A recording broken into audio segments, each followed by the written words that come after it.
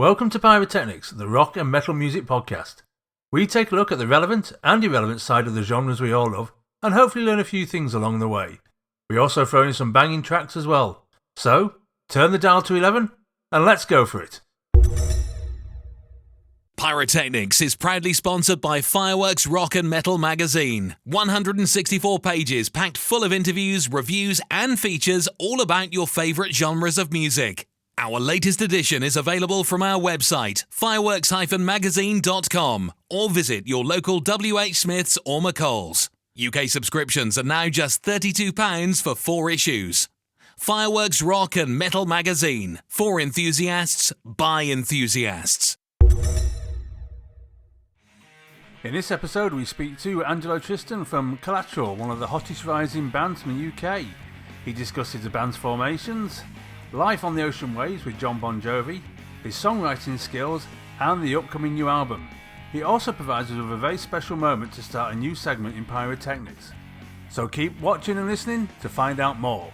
And welcome everybody to this special guest edition of Pyrotechnics, the rock and metal music podcast for enthusiasts by enthusiasts. I'm Arnett, your host, and alongside me for today's episode is my regular co-host, Dave Cockett. So welcome, Dave. Cheers, Pete. Hello, everybody. And you'll notice we're in the honour. We're in the presence of being joined by an artist who both Dave and I hold in very high esteem. He's a charismatic and energetic frontman of one of the UK's fastest rising rock groups. So everybody, please welcome Collateral's Mr. Big Shot, singer-guitarist Angelo Tristan. Welcome, Angelo.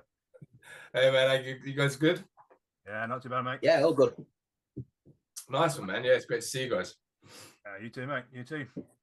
Right then, so for a bit of a new way of doing things on Pyrotechnics, we're going to do some icebreaker questions for Angelo, and this is just so we can get to know him, obviously, as a person. So it'd be interesting to see what answers he comes out with. So the first one, Angelo, is one that everybody hates to be asked, but we're going to do it anyway. Describe yourself as an artist in only 5 words. Oh, wow. Okay. I've never had that one. That's 7 already. Okay. One that Jack uses for me, quite flamboyant. Don't know if I should take that as an insult or not. I'll take it. It's because I have cranberry and orange juice a lot, like cranberry and vodka a lot of the time. So he calls me flamboyant. There we go. So I'd say, man, I'm happy, man. I'm happy a lot of the time. Exciteful, if that's a word. Take that as a word. How many is that? That's 4 or 3. Adventurous. Cool. In more ways than one. You've got one more left. Oh, one more left. Okay.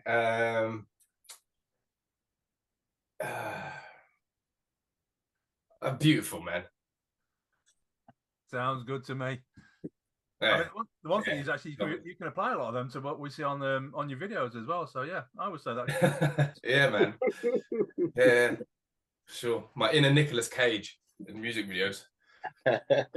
Yeah, especially on Glass Sky when you're all, the rain's pouring down, you're there with the hair flicking it about. Yeah. Yeah, man. Yeah. None more Nicolas Cage. Fair enough. Right then. So you're the proud winner of a mini sort of like supermarket dash kind of thing, but at a well-known high street music store that obviously we can't name for legal purposes, but we all know who it is. So you're under starter's order. What are the first 3 items that you go for to put in your basket? Is this in any store? Yeah. Well, music store, yeah. Music store. Okay. Music. Right. Okay. Let me see. Wow. It's one of those things. I've kind of got everything I need, so I've never thought about this question. What would it would be?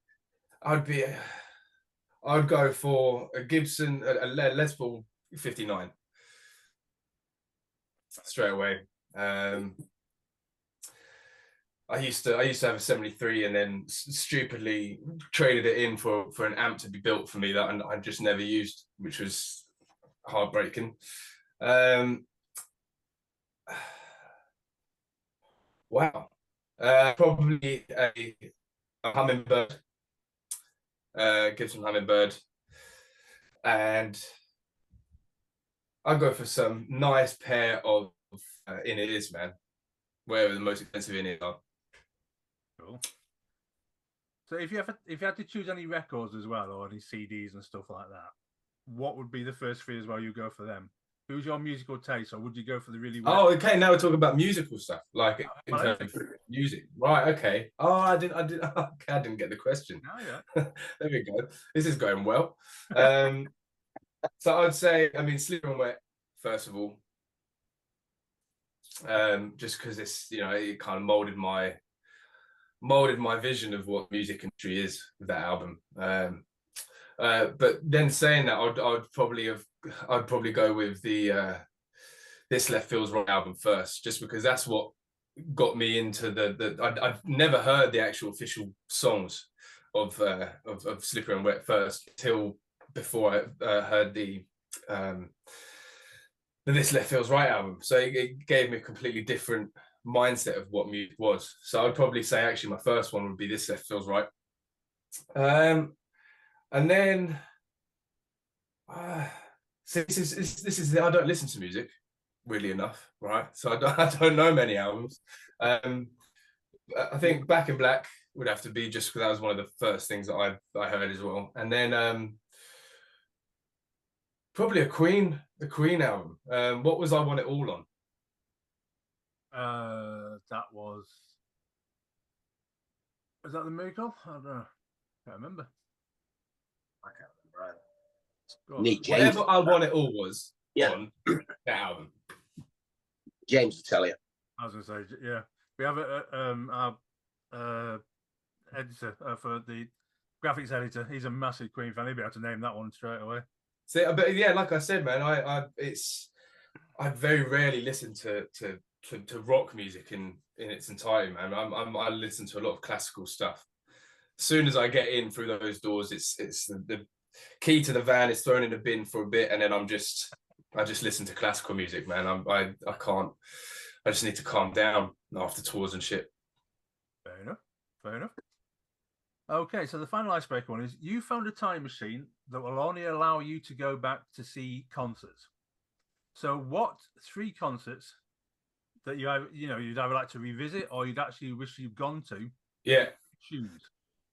I think the first headline show that Bon Jovi did at the Giant Stadium in 88, was it, or 89? Just watched the Bon Jovi documentary, the Bon Jovi film on Disney. Just it's nuts, man. Yeah, definitely that. I think the Live Aid with Queen at Wembley.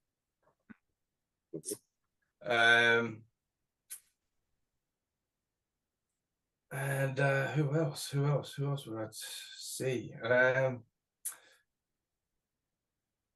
I'd probably say,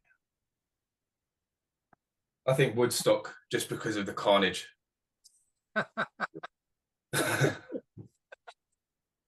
Wow, yeah, that was 3 great choices there. It seems then that Queen and Bon Jovi play a massive, part in your musical life.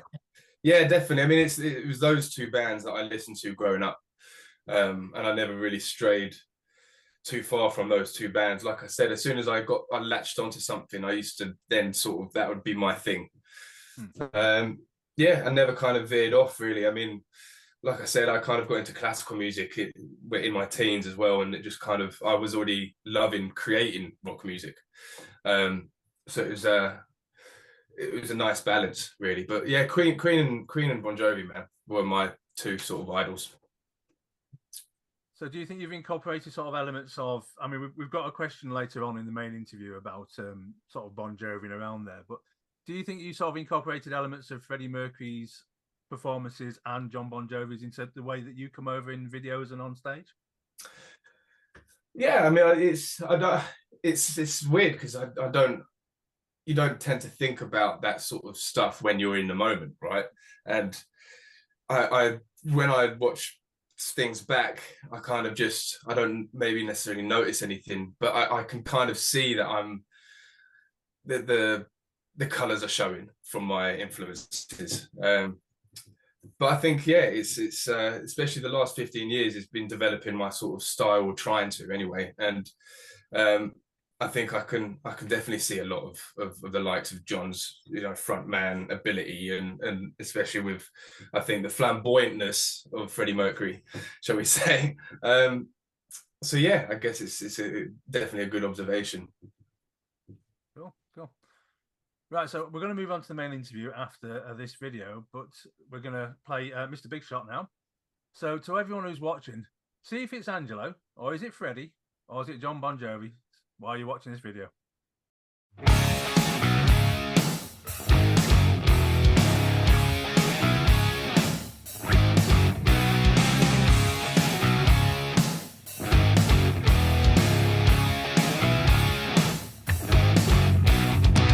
I'm just a kill, got problems on my back. I'm born to shine, but I'm always dressed in black. No time for wasting, chasing a goddamn lie. Now I'm in trouble and I'm falling from the sky. And your love is keeping me high.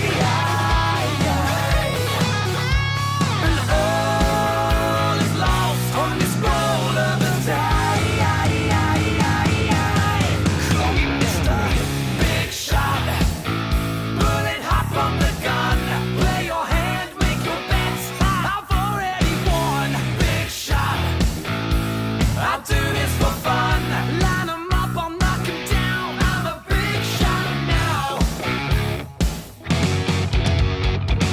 I'm first in line, but I'm always on the run. My life is twisted, but I'm always having fun. Just like memories, shattered just like glass. Got an empty bottle, but I know it's not my last. And your touch keeps me alive. And all is lost on this roll of a die. Call me Mr. Big Shot, bullet hot from the gun. Play your hand, make your bets. I've already won. Big shot, I'll do this for fun. Line 'em up, I'll knock 'em down. I'm a big shot now. Big shot, bullet hot from the gun. Play your hand, make your bets. I've already won. Big shot, I'll do this for fun. Line 'em up, I'll knock 'em down. I'm a big shot now. Remember the times we had. Follow your dreams, no matter how far. We're gonna make it, fake it, and take it, and break it.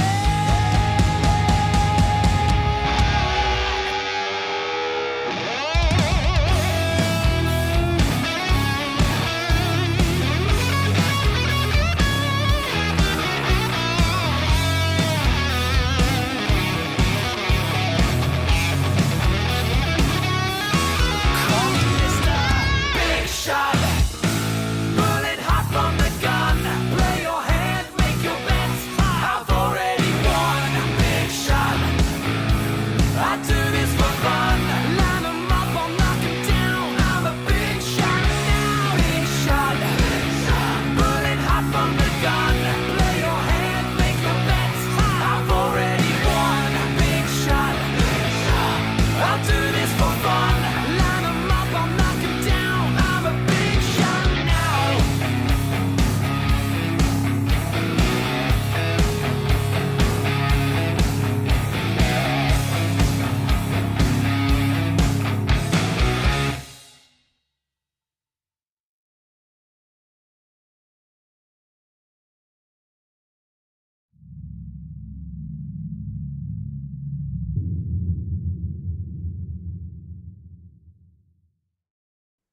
And that was the absolutely superb Mr. Big Shot, an absolute belting track off their Collateral's debut album. So yeah, if Look you at want that. more of that, you can go and buy that. Right then, Angelo, we're going to start now with the main interview, and I'm going to hand you over to Dave because I think he's got the first question. All right, Dave. Hey, Angelo. So for people who are listening to this who are perhaps new to Collateral, Can you give us a little background about the band? Where did it all start? When did you all get together? Aside from Bon Jovi and Queen, what other influences brought you all together? And what sort of musical journeys had you all been on to get to this point, to Collateral? Oh, man, we came from the deepest, darkest depths of fucking hell. I'll tell you that. It's what Jack did anyway. Definitely, just look at him on a Friday night.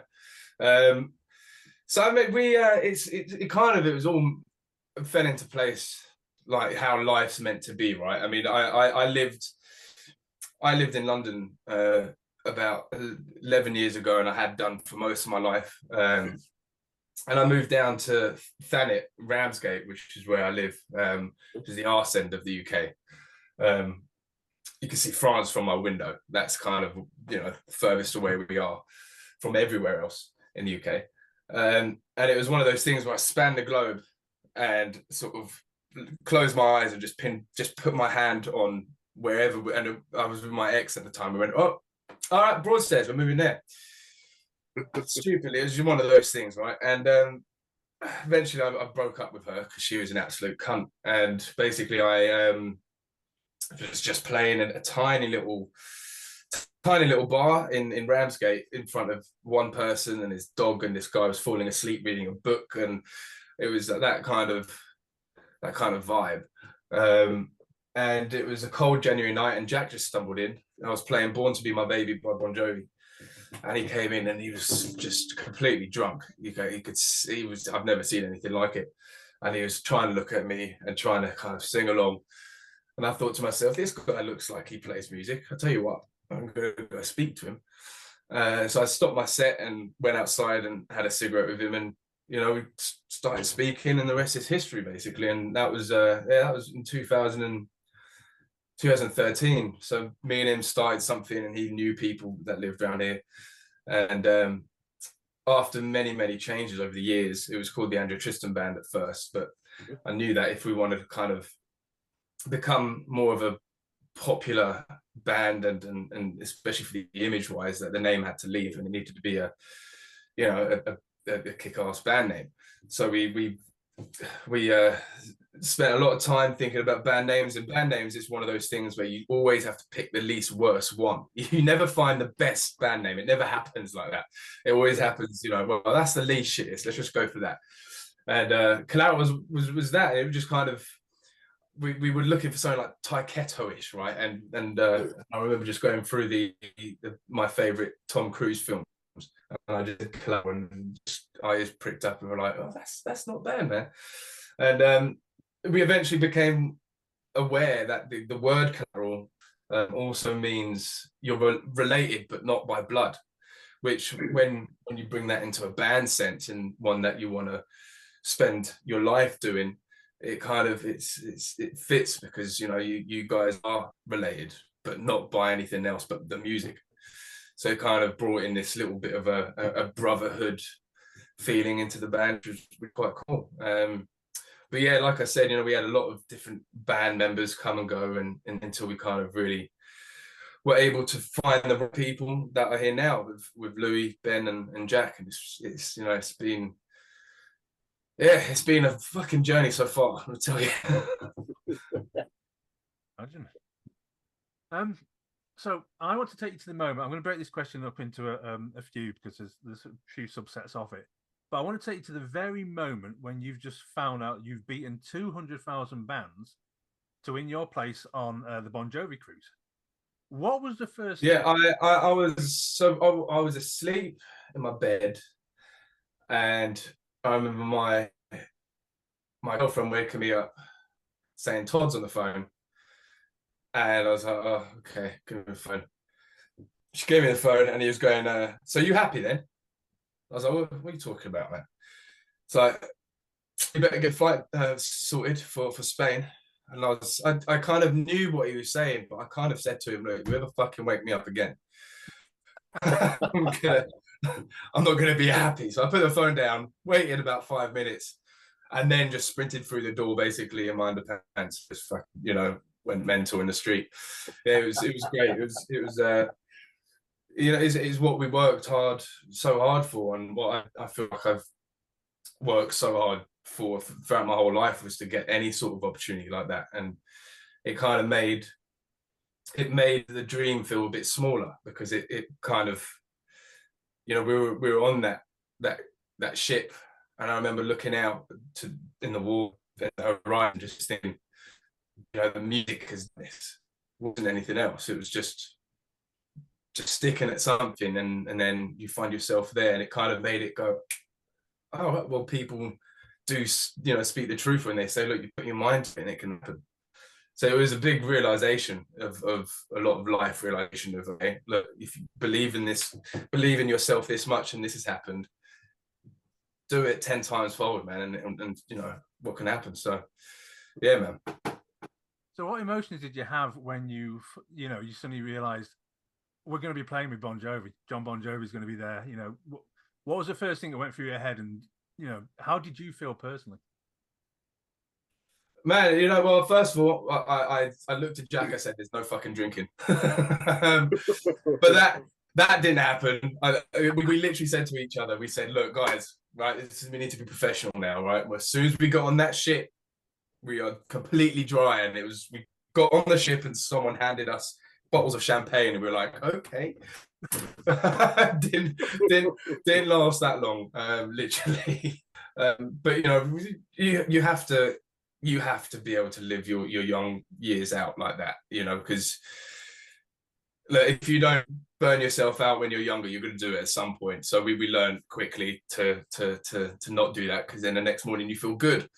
But we felt amazing. It was just like I said, it was one of those things where you're climbing up a mountain, and you think that the top of that one particular mountain is the be all and end all, but then you realize that you've got to come back down, and then there's a higher one after that, and that was one of the mountain peaks.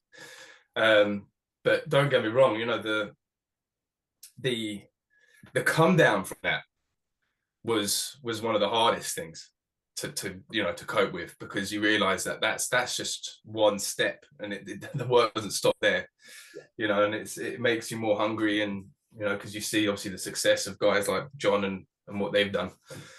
But that was the hardest part of that, was the come down from that was ridiculous. I mean, what did you take from the experience of watching somebody of the stature of John Bon Jovi? Because to be fair, he's very well revered within the music industry. I mean, did you sort of watch how he conducted himself, how he performed on stage? What was your sort of main takeaway from the entire? I mean, and on the cruise thing, I've developed, or was able to develop, a lot more of myself, and I'm these days, I don't really look at him in terms of looking for any sort of inspiration on that front now. It's kind of it's all more nostalgic now when I look at him, and more sort of, because I understand he can't perform as well as he used to, and his voice is obviously, if you've not watched the Bon Jovi film just out on Disney now, just came out on Friday, how much he is struggling with the voice, and how it's actually it's a proper sort of condition that he's got, that he's trying to get fixed. But we knew that when on the cruise, because he could hardly sing, and it was a lot of rumors going around, and it was more of a kind of, I felt just sad, like genuinely heartbroken, seeing him struggle. That was, the last 7 years have been more like that, watching them, especially on the cruise, because it was so there. And someone that I've seen throughout my whole years just give so much inspiration to people, and give so much of himself. Looking at him like that as a kind of vulnerable person was horrible. But it's his determination that I find inspiring. It's he does just, they were always a step ahead of the curve, and that's how you get longevity in this business, is always being one step ahead of everyone else. So, talking about being one step ahead of everybody else, Collateral are often talked about as being one of the hottest or one of the finest melodic rock bands to emerge from the UK rock scene in quite some time. How does that sit with you? How do you view it? particularly as you're approaching the release of your second album. Has it been a help, do you think, or is it more of a bit of a hindrance? No, I mean, it's. I think we tend to be an easy target for critics. I think we with our fans, we seem to have very, very dedicated, loving fans that will, do anything for us. And I think that's the most important thing. But we have a few critics that really do see the vibe that we're doing and love what we're doing and push us and stuff like that. But the bigger companies we just seem to be getting hated upon by bigger sort of critics, and that's what I go by. I love looking at the bad stuff. There's the good stuff's great, and it's a good ego massager, so to speak. But in a good way. You need that. You do it for a reason. You do it for making people want to love it. It's seeing that is not an hindrance, but I kind of go on the basis of the bad stuff that I see, especially with the likes of the bigger companies, and like Planet Rock seem to have a bit of a thing for us at the moment, which I find interesting, and I love it. Does it make you more determined? Yeah, definitely. Because it's one of those things you want to prove yourself, and try and get a point across that it's you're doing it for the love of it, and not to kind of, I don't know. It's a very, I'm in another sort of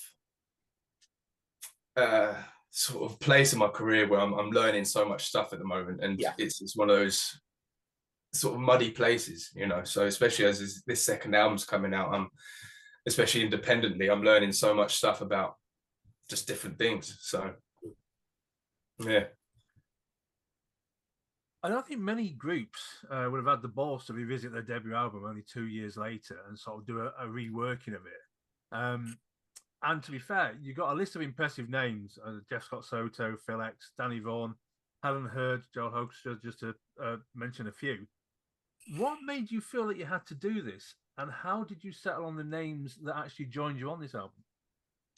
Well, we needed to. The debut album, COVID fucked that up. It was heartbreaking. I mean, for every band out there, and for not just bands, but the humanity as a whole.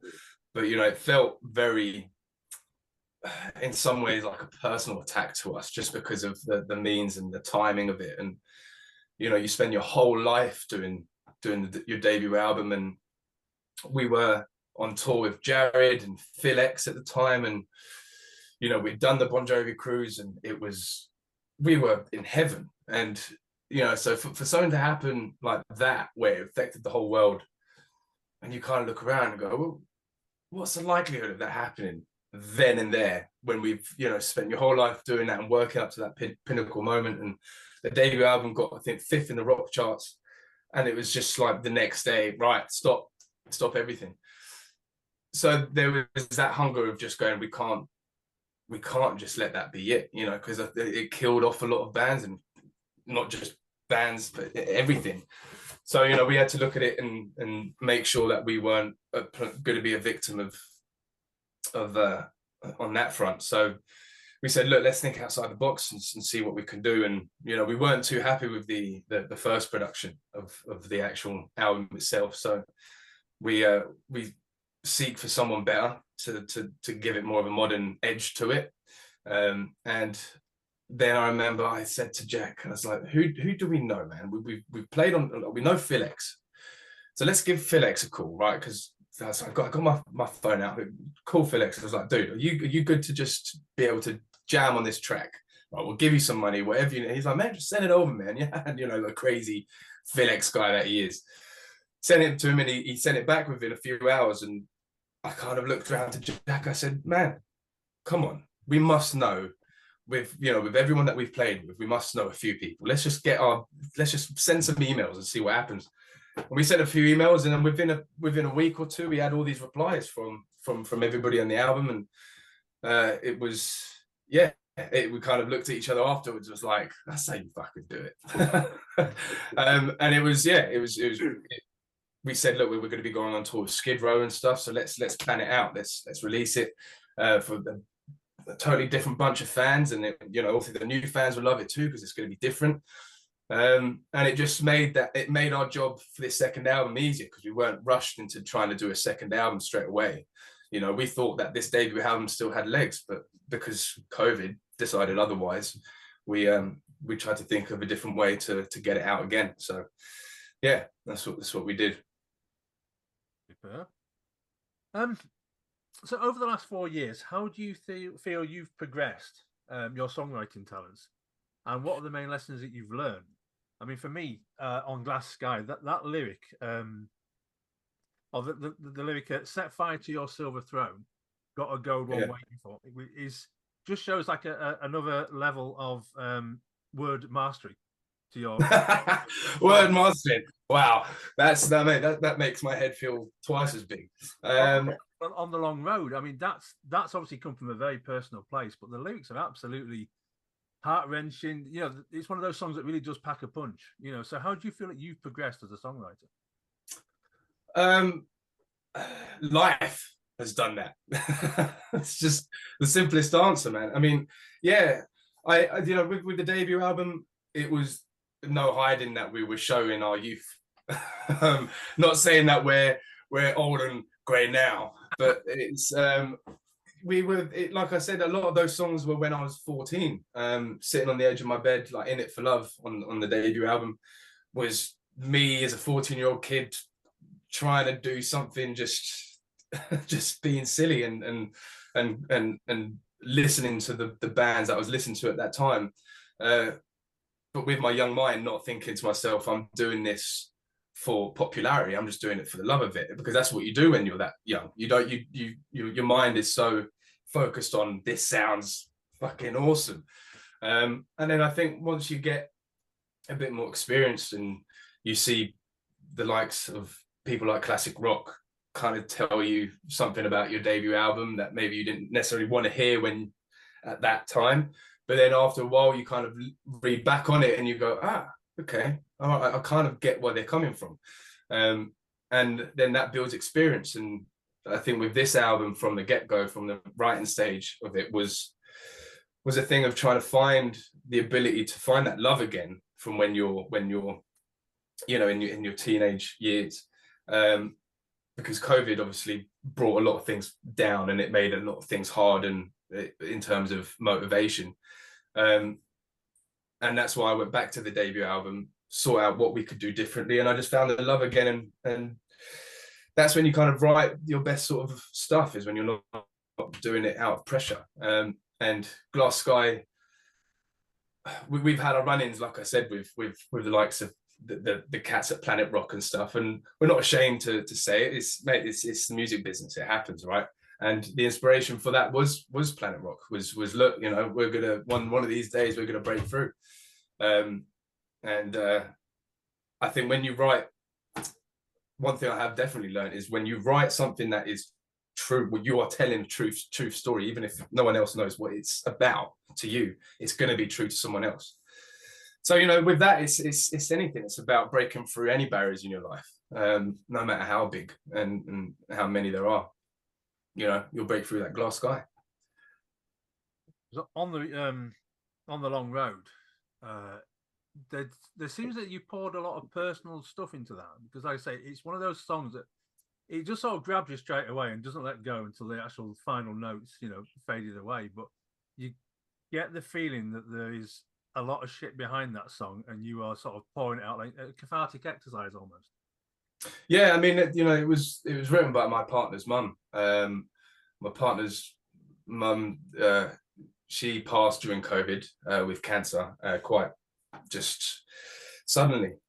So it was the first time in my early adult life that I experienced something like that so close. And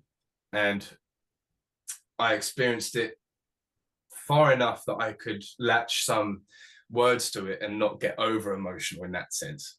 but close enough where I understood the emotion very well. And it was still horrible. So yeah, it was that one, but that one took quite a lot of time to write. I mean, I wrote the actual, the chords and the musicality of that was written long before COVID. It was about 5 years before COVID. And I just came to the computer and just opened some archives up and clicked it. And I said, this is what it's been waiting for, this particular one. And it just cried out. And yeah, it was done in an instant. And on that note, I think we're going to let Angelo grab a drink, and we're going to listen to On the Long Road. And I say it's an absolutely beautiful song. So here we go. Thank you.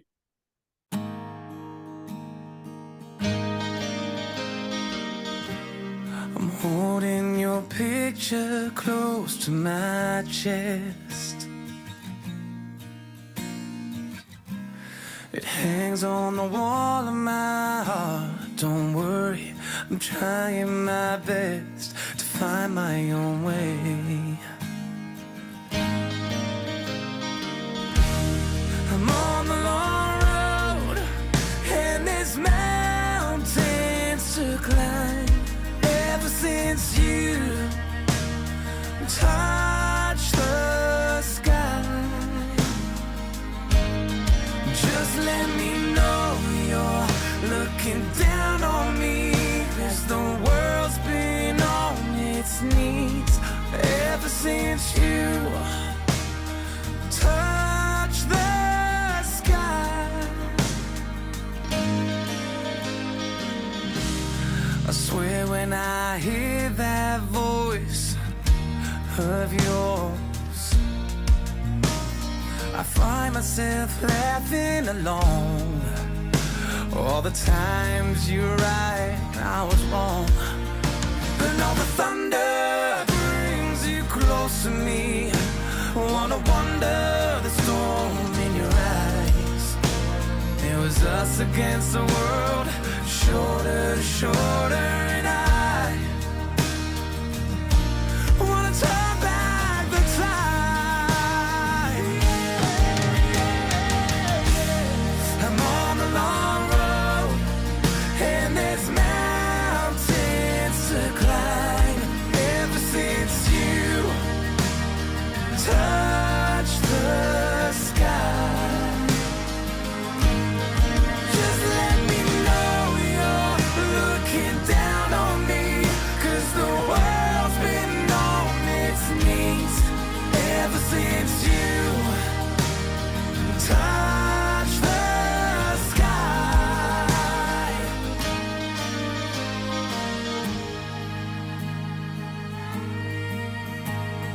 Hold me, just hold me tonight, as the stars in the night go by. Hold me, just hold me tonight. Oh.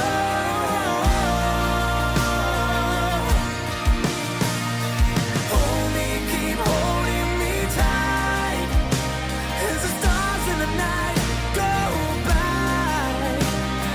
Hold me, just hold me tonight. Oh.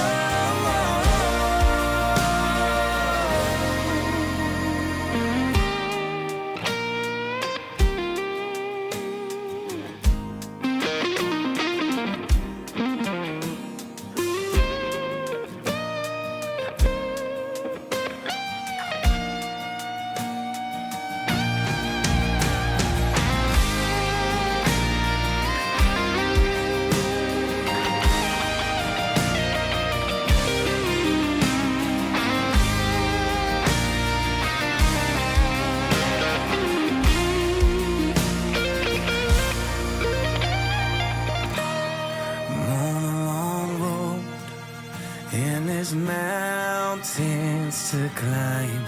Ever since you touched the sky,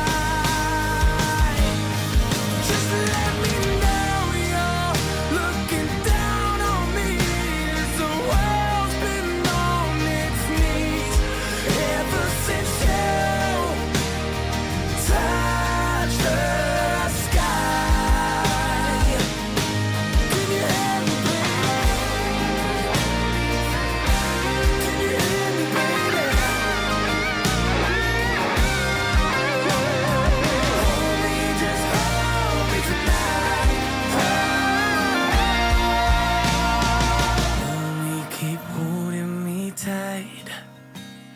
the stars in the night come alive.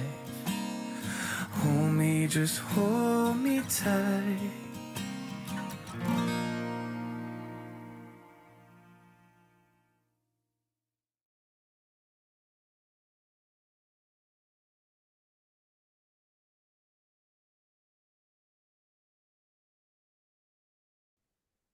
And that was absolutely beautiful, On the Long Road.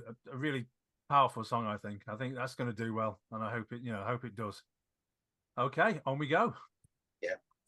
Okay, Angelo. I suppose if we go back to the first edition of the debut album, it did at times feel like a band searching for a sound. Would you agree with that? But that sound, whilst the new one, you can still tell it's Collateral. It seems to be much more there and fully formed. And you talked about a journey. How would you describe that journey for searching for that sound and thinking that, okay, we'll try this, we'll try that, we'll do something like this, and then all of a sudden you've got there, right? All these songs, they've all got that sort of cogent feel to them now. Was it something that just happened? Was it trial and error? Do you know, you don't even think about it. It's, or at least we haven't. It's one of those things where you just kind of, it happens, like the sound happens without you thinking about it. I think with the debut album, the recording process was very, very disjointed. It was, we didn't have money. I mean, nor do we have money now, but it was one of those things where back then we had nothing. It was a case of me and Jack would get some mattresses up in the living room and make a little, mattress den with a mic in the middle, and me hunched over playing the acoustic guitar, making sure it's coming through okay on this piece of shit now. And we'd spend weeks and weeks doing that, and then and we had no idea what we were doing. We had like Logic on this, and we'd put it in Logic and then send it over to our producer, and he would do some wonders. But we did the drums in his studio, but everything else we did in the living room. Vocals, acoustic guitar, electric guitar, and I mean, yeah, I don't know how the producer got it sounding so good, because the stuff we recorded here just sounded awful. Like, we didn't really know. We're not sort of engineers or that way inclined, so we did our best.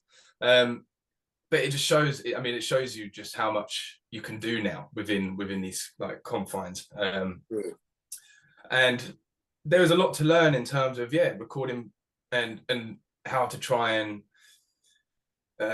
perceive a certain sound. But back then, when my singing ability, I was singing completely wrong. My technique was meaning that I would lose my voice very easily. Even after just half an hour of singing, my voice would be gone. And COVID is one of those things where actually that helped me, because I had to step back and relearn how to sing, and still on that road at the moment. But like with this second album, we managed to obviously get the Kickstarter campaign going, and we managed to hit that, and then we managed to know a lot of people that could help us out in other sort of areas, and that meant that we managed to book the whole album and get a proper schedule down for it, and one that big bands do. So we went into Marshall Studios for 2 weeks straight, and every day, we stayed at a hotel next to it, so it was a case of every day recording. And what that happens, you get a flow of something, and then within about 5-6 days, the sound just comes natural. And especially, and you just don't try. But the end result, you never really kind of do something in the present moment thinking about the end result. It just kind of happens, and then what the end result happens is kind of, I don't know, it's like opening a present not knowing what it is. That's how we've always kind of gone, and then hopefully it just comes out good. So, you talked earlier about life being a big inspiration, and I often find that a lot of the best songs come from people's life experiences. So generally, how do you find inspiration for Collateral songs, and how do you go about writing them? Do you prefer to sort of work on your own in solitude? Do you prefer people working with you, chipping in ideas, or? I've always been more of a person to working by myself. Yeah. But it depends the sort of style of song where, you know, I feel like I want to do on a day. If it's going to be one of those pissed off sort of lullaby songs, then I'll go to Jack. So Jack will come around here. If it's going to be more on a technical sort of glass sky sort of song, Louis tends to write those musical bits, and then he'll send it over to here, and I'll get some lyrics down. And if it's going to be a song like Midnight Queen or Long Road, I'll sit in the studio and get the acoustic guitar out. So it's kind of either or, you know, what side of the bed I wake up on.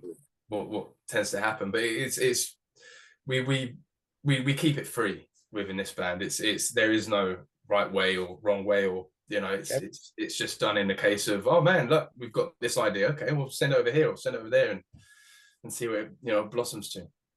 Okay. There's a amount of difference in the sound and production between obviously your first album and this one, you know, which for progression's sake you probably thought there would be, but what prompted this change? You know, did you sort of go back to the debut album and think, I mean, you sort of already alluded that you weren't too happy with how it sort of turned out. Yeah. And how did you choose producer Dan Weller? And was there anyone else that you had in mind to sit in that hot seat? Yeah, we had a few other people. We went with a guy called Clint Murphy doing the Sin in the City single that we released along with the Rewired. But, you know, let me tell you, man, there's a lot of people that didn't, you know, made sure that we knew that the production wasn't good for the first album. So that was the first and foremost thing we sought out was producer. But we had a lot of offers in terms of, you know, some big producers in New York that had done big bands, you know, like that worked with the Rolling Stones and worked with AC/DC, you know, not the main producer, but worked within the development of the albums. But we kind of said to ourselves, you know, are we going to be jumping into something where this is going to be old school again? You know, these are old school people that have worked with bands in the 70s. Now, do we want to be replicating that, or do we want to be finding someone that is modern, that's got the capabilities of making that nostalgic sound 2024? You know, so that was kind of the crossroads we found ourselves in, and Dan Weller just fit everything. He's within the modern day. He likes our nostalgic mindset, but knows that as a producer and for his you know, stature, he needs to be releasing something that's current. So, you know, we went with him, and we knew that he was going to give us something that will sound musically and sonically modern, but will keep our youngness true, you know. So what would you say then that's been the main lesson learned between the first and second albums, both on and off stage? Something that you can sort of take forward and work on going forward? I think I don't think it's I mean, the main lessons, I think just that it's worrying. I think less worry, man. It's I worry a lot, and I used to worry a lot before the first album, and especially we keep going back to COVID, but, you know, COVID obviously didn't help. But I think learning just to kind of let things, if something's out of your power, just to roll with it and know, you know, that you're trying to do everything in your power to make things work. And I think that's helped me, just being less stressed, man, because it's a stressful deal doing these albums, and especially with the want of being successful, in a way, if you want to use that word. You know, when you want it so badly, you know, obviously that little bit of doubt comes in, and then that's not a nice sort of combination, you know, the sort of wanting to get somewhere with the music, but then having that little tiny sort of thing in your mind going, oh, but it might not work. And that's, you know, learning how to kind of get around that has been a big learning curve, especially with recording this album. Because I listen to this album now and I say, look, in our current time right now where we are, you know, this is the best we could have done. I don't think we could have done any more with this album and the sound of it and the songwriting, and you know, we've tried everything. I mean, the title, I mean, I love album titles. I think they're a great insight. And this one, obviously, should have known better. Is this a biographical title, or is it aimed at anyone in particular? It's a true story, man. Yeah, no, we played a Steelhouse Festival in 2021, and it was one of the first festivals to open up after COVID, and no one really knew the rules in any sort of thing like that. And we turned up in our van, and this gentle old lady pointed us to where we needed to park. So we followed her directions, we parked up, and the next morning we're about to play. We're getting ready, and the whole festival organizer comes running up. It's like in a proper Welsh accent. You know, what are you guys doing here? You know, you shouldn't be here. You need to be parked in the artist bit over there. And we're like, well, but that kind little old lady told us to park here, and she said, no, well, she shouldn't have. You know, this is not where you need to park. Look, I'm under strict rules for bands to be over there. Do you know you guys are? And we were like, well, calm down. Look, we didn't know. And he just turned around and in the most Welsh accent, well, you should have known better. And it just reverberated around the whole arena. And we just looked at each other and we were just like, oh shit. And he's like, no, well, you've got 5 minutes to get on, but you have to move the van first. And we were like, this is just, but you know, we there was no animosity, and we're very good friends, and we've told him the story. And you know, he loves it. But you know, we've spoken since, and it was just the fact that so many rules that no one knew what was going on, you know. And yeah, but that's where that story came from. So after the festival, we'd be in a tour bus, and someone would do something stupid, and you'd shout, well, you should have known better. And you know, it went for a few years, was a running joke. And yeah, like I said before, when you're finding a band name, we got together and said, right, we need to think of this name for the second album. Let's choose the least worst thing. And I just turned around to Jack again. I went, you should know better. And we were like, that's it. That's it. Yeah. So it didn't take long. Fair enough. So just be careful, people. If you say anything to Angelo, then you could become famous or infamous. Yeah, exactly. Right. Yeah. So what hopes do you have for this album? I mean, obviously you've spoken about production and how you've sort of grown as a songwriter. And do you pay attention to what the critics and the forecasters say about your work, or do you just sort of live in the moment and go with what happens? To an extent. I mean, you know, you'd be stupid not to. The critics is one of those things where there are things to learn from every critic, whether it be good, whether it be bad. But you know, it's you don't take it to heart. I mean, like I said, with the debut album, the production when it first came out, you know, minds, we were like, this is the best thing ever, man. Like, fuck AC/DC. This is better than AC/DC. You know, you're like that as a band. You love the stuff that you create.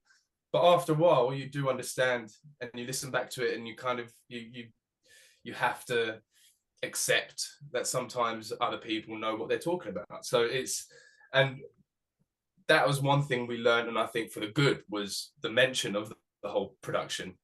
But you know, other things, you like if someone's talking about the songwriting or whatever, that's just opinion.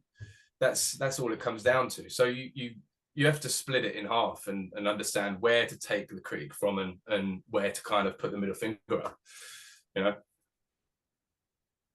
Okay, so let's talk about the FM tour. Firstly, how did that come about? How did you get onto that? Well, FM asked. FM got in contact with our PR guy and said, yeah, we want Collateral. And it was that easy, really. That was basically it. Yeah, they were, yeah. Yeah. So what have you learned from the experience? I mean, and certainly playing with a band that are as seasoned and have been around so long as FM, and is still really at the top of the game. No, you look forward to all the learning opportunities. That, you know, that's first and foremost.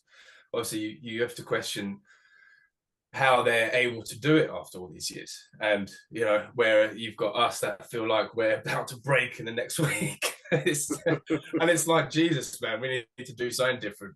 So I mean, it's always one of those things. It's exciting to speak to people that have got the experience, like I did with, you know, with Skid Row and Heat and and the likes of that. You know, it's you learn so much, and you never stop learning. You know, you've never learned everything. So take it as a free learning sessions. Okay.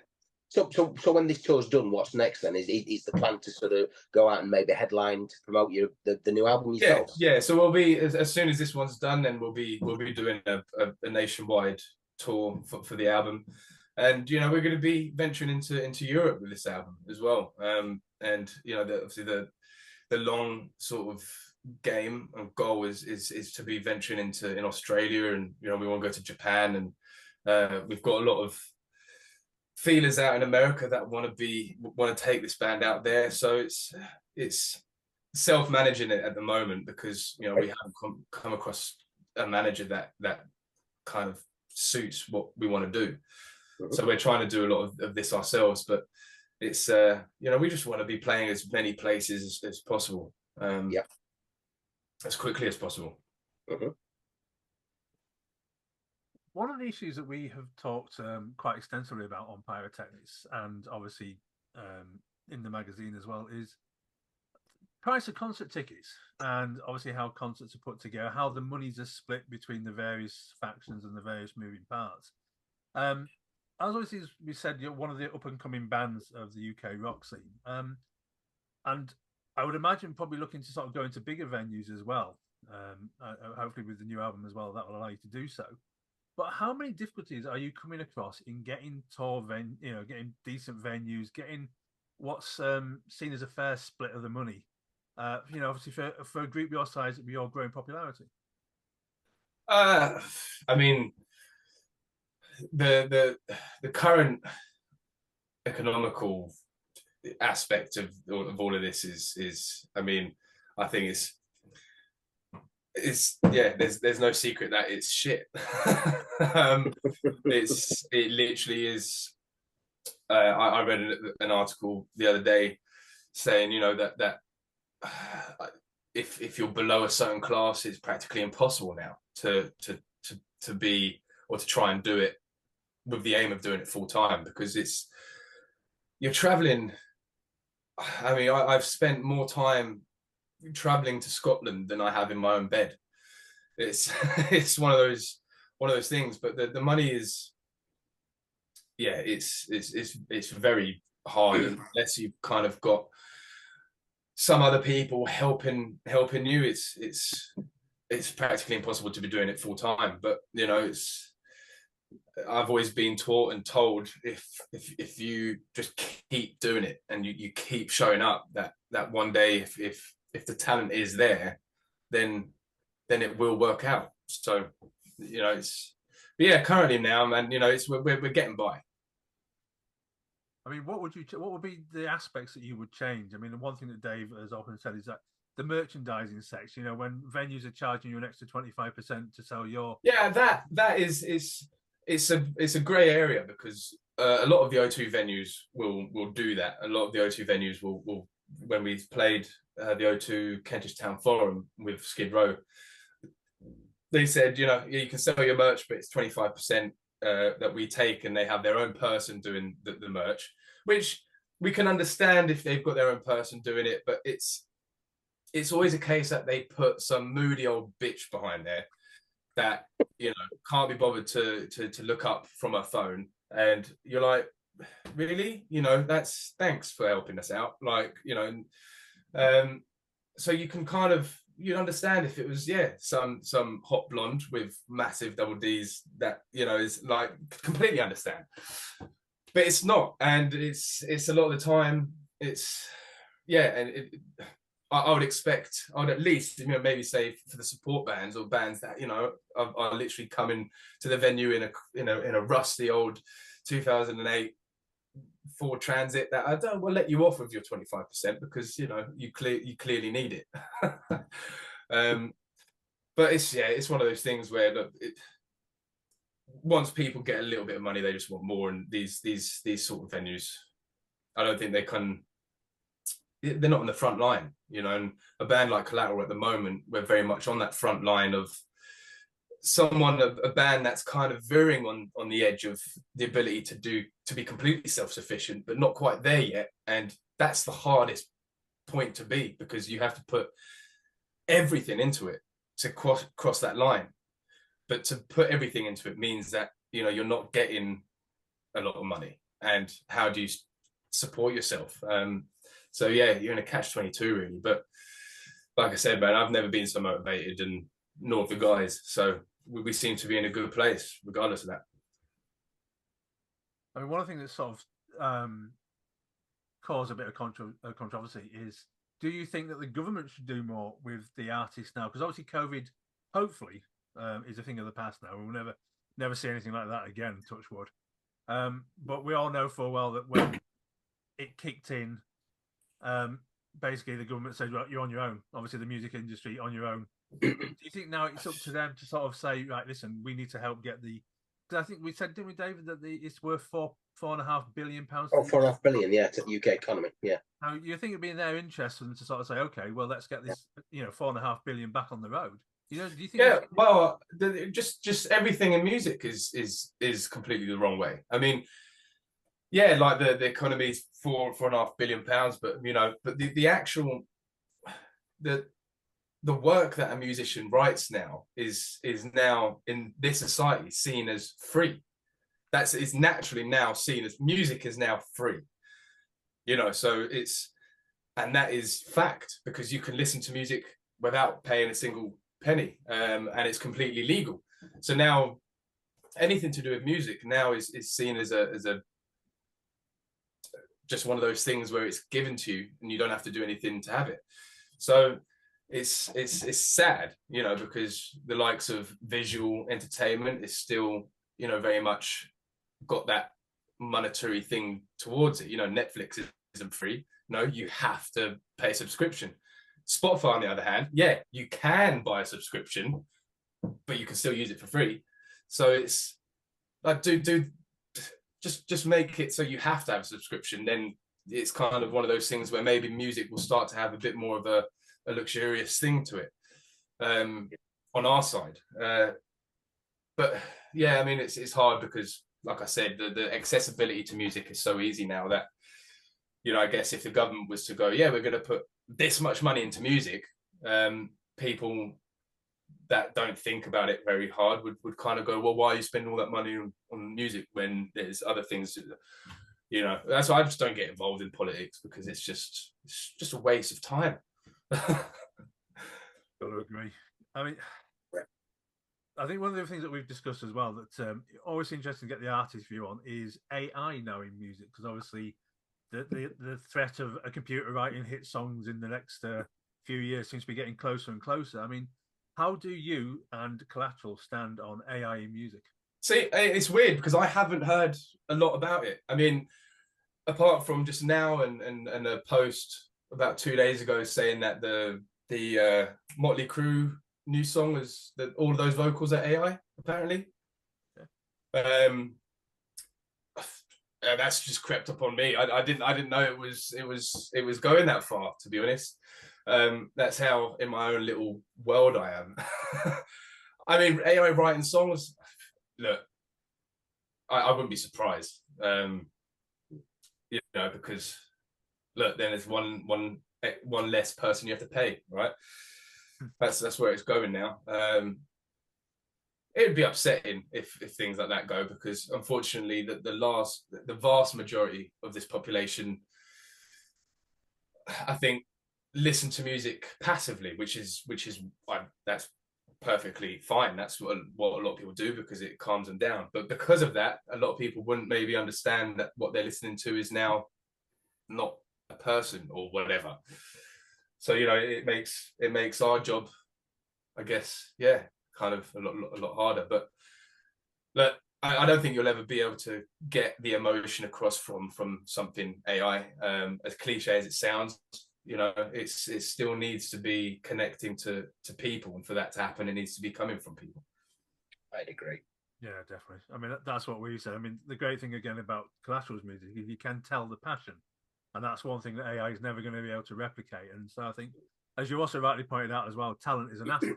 And so if you've got the talent and you've got the passion, I think you're always going to win that one. So interesting to get your perspective on that one. Yeah. So we've mentioned this song many times during this interview, and now we're going to listen to Angelo and watch the guys in the pouring rain sing their superb song, which should really become an anthem for the modern world, I think, which is Glass Sky. So here we go. Yeah.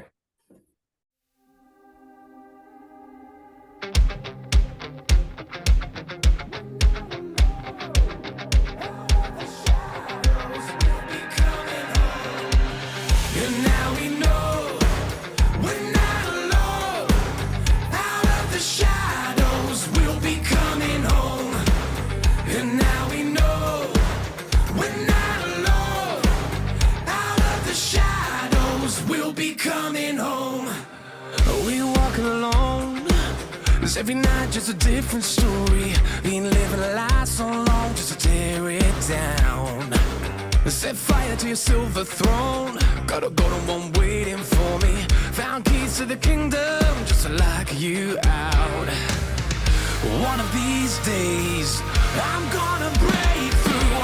Till now I've been lost, been living a different story. This time, no doubt, slow down to see more clearly. One by one, we'll take you home when I finally break this clear sky. Clear sky. And now we know we're not alone. Out of the shadows, we'll be coming home. Gotta weather the storm. Better run when the flood keeps rising. Got a ringing in my ears, so sick of it sounding the same. All eyes on the same old road. Got another lane waiting for me. Hey you, are you listening? I'm a hurricane coming your way. One of these days I'm gonna break through. Till now I've been lost, been living a different story. This time, no doubt, slow down to see more clearly. One by one, we'll take you home when I finally break this clear sky. Clear sky. Clear sky. This clear sky. And now we know.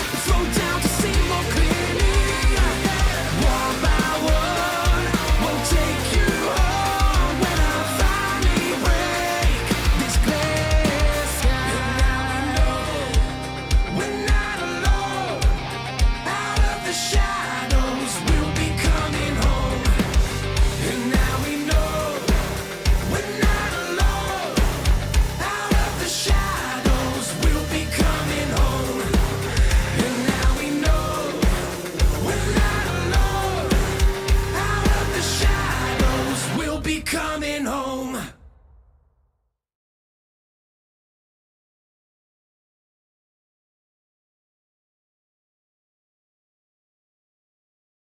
And there we go, the absolutely superb Glass Sky. So what I want to do now on these guest editions of Pyrotechnics is something a bit different to end the show, or at least bring us towards the end of the show. And that is, we're going to get the guests to write a song for us. Now, when I said that, I mean it's never going to get published because the artistic rights, I think, will be a nightmare to work out. So because Angelo's our first person doing this, he's going to be a bit of a guinea pig. So Angelo, what I'd like you to do is you can have the honor of naming the song and also doing the first line.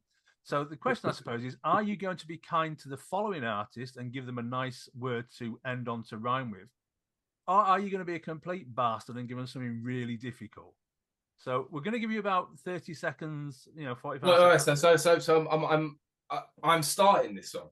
Yeah, so you can name it. So it can be whatever you want to call it, and give us the first line of this song. So I say, give yourself a few seconds to think about it. It could be anything that you want. Oh, hello. Getting serious. Right, let me think. What do I want? What am I in the mood for? I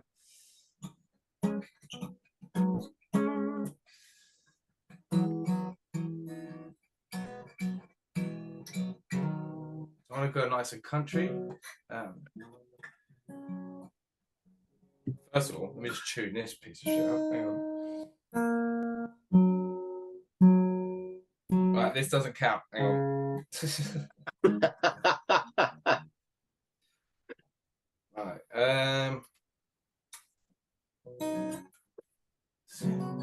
So test how quickly you can think on your feet.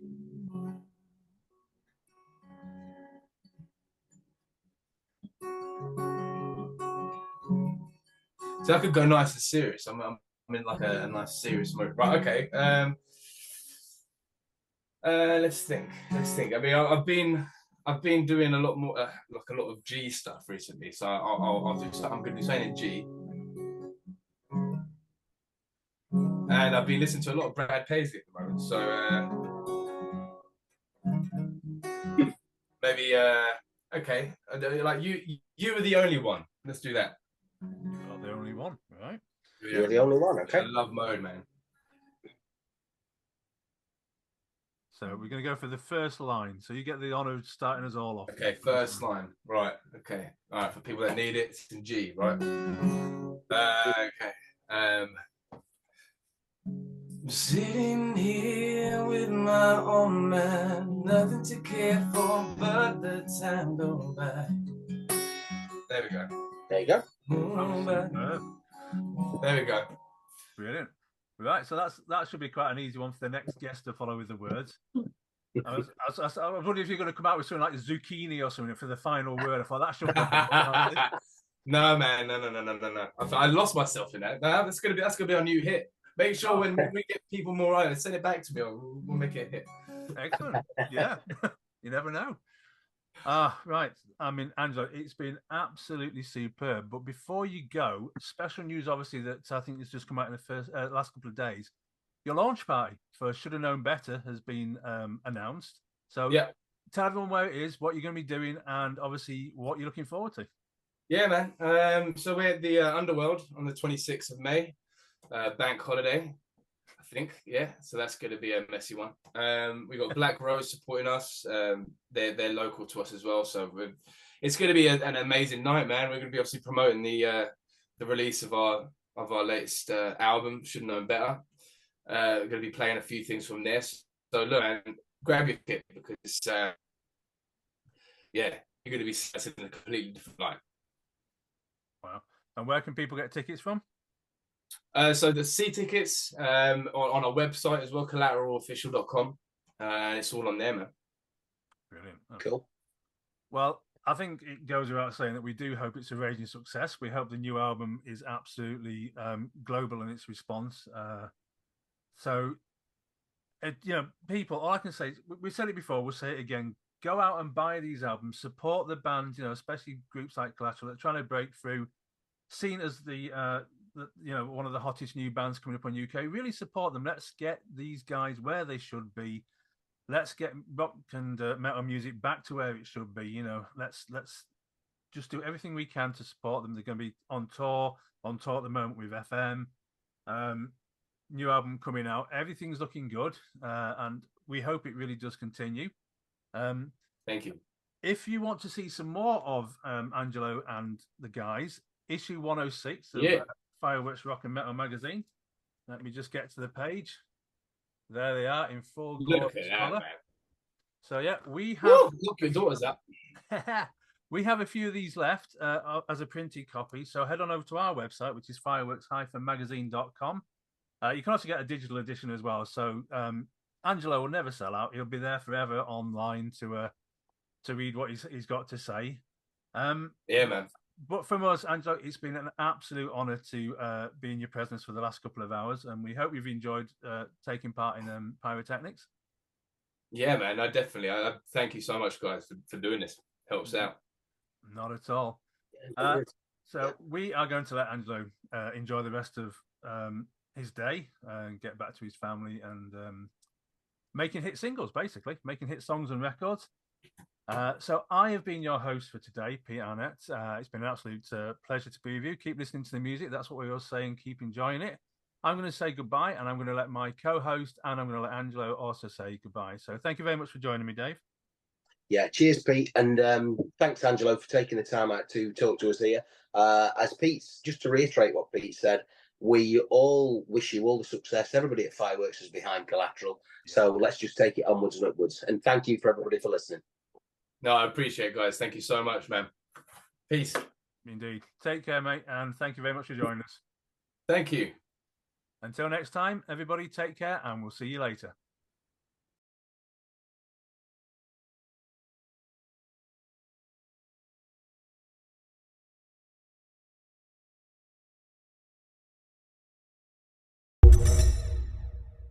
Pyrotechnics is proudly sponsored by Fireworks Rock and Metal magazine. 164 pages packed full of interviews, reviews, and features all about your favourite genres of music.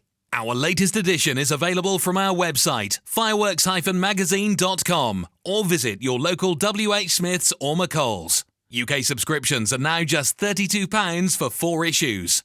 Fireworks Rock and Metal magazine. For enthusiasts, by enthusiasts. If you're enjoying what you're listening to, please do us a favour and subscribe, like or follow, depending on what platform you're listening to this on, this channel, because it really does help us to grow as a brand. And obviously the better we get at this, the more followers and more likes and more subscribers we get, we can try and get better guests on, which obviously makes for a better programme for you guys. So again, please follow, like, subscribe. We really appreciate it. Thank you.